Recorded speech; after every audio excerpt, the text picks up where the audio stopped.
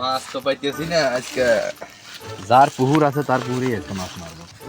সামনে যেটা পাচ্ছি এইটা কি মাছ ধরবো, যা আছে কপালে আজকে এই পুকুরে ধরবো।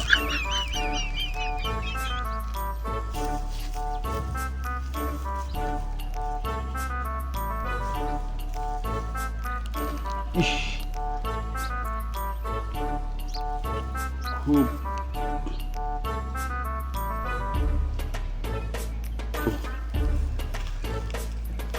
আজকে মাছ ধরবো হলো বড় মাছ, আগে আদারটা বাইরে নেই। শুনছিলাম যে গোড়ার বোতল দিয়ে বলে মাছ ধরে খুব, দেখি তাই করি, আসলে ধরে নাকি।